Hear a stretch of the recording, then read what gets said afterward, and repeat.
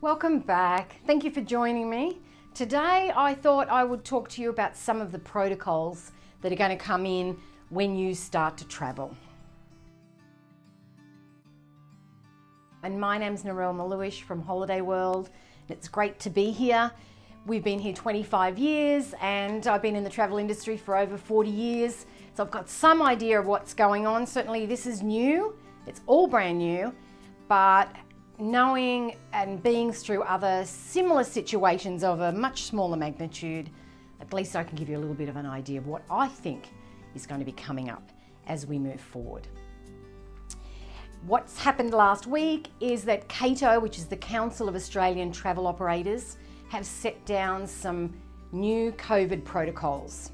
They're expecting that Australian travel companies will implement those moving forward so that you can stay safe and you can still get out there and travel. And what I'd like to do today is to share with you the ones that have been implemented directly by APT. APT is a family company. It's over 70 years old. They have been moving through the travel industry and adjusting, being innovative and moving forward and making sure that you can see the best of the world and the best of Australia. And Australia is where it's at the moment. APT are responding to the new ever-changing COVID climate, and they're adopting some of the protocols that are coming in from the cruise industry and from the travel industry. And I'm going to put the link in here for you so you can look at what they're doing. The most important thing that they're doing with Australian travel is that they're limiting the passengers and the guests to a maximum of 24 on their buses of 48. So that's 50-50. So instead of filling it to 48, they're only putting 24 passengers on. So you will be able to sit with your partner if you wish to, and then the seat beside you will be free. If you're a single person, they'll just split those up. They're going to have pre-travel health screenings with a specific focus on COVID screening and assessment. So there'll be forms that you need to complete and the crew need to complete before you can begin the tour. They'll have hand sanitizer available, and I think we're all used to that now. And there'll be no self-service buffets on any of the domestic tours or cruises. Face masks will be available for those guests that wish to do that, and quite frankly, I would take my own anyway. There'll be strict and frequent cleaning of surfaces to hospital grade standard.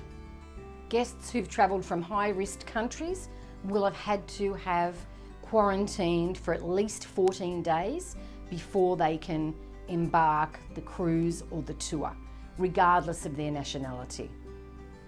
And I think if they're coming into Australia, that's the situation at the moment anyway, that must happen. Once the borders open in Australia or the international flights start coming and going, they will be making sure about that. In the case where they have any suspicion that there's some issues with quarantine or there's some issues with somebody's health, that person will be denied boarding. So the onus is going to be on you to make sure that you're ready and that you're well enough and safe enough to go. So on board the river ships, there'll be similar kind of conditions. There'll be enhanced pre-boarding procedures in relation to your health. There'll be passenger luggage will be disinfected before loading, and the staff will wear suitable protective gear for them to be able to do that. All crew and guests will be required to sanitize their hands before coming on board the ship. They'll also need to do that before they enter any of the public places and before meals. Most of those protocols are in, but it was a very optional process, but that won't be optional anymore. I know that you used to follow those protocols, but we all know that person that used to just sneak through and not want to do that.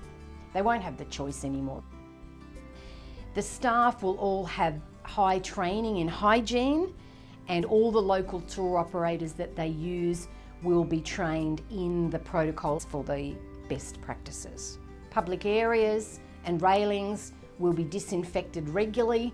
They know about the norovirus, they know about the flu. We've just got to implement more stringent rules for the COVID virus. Air conditioning and filters will be cleaned and disinfected on each embarkation day before passengers take their rooms. Public toilets on board will be closed.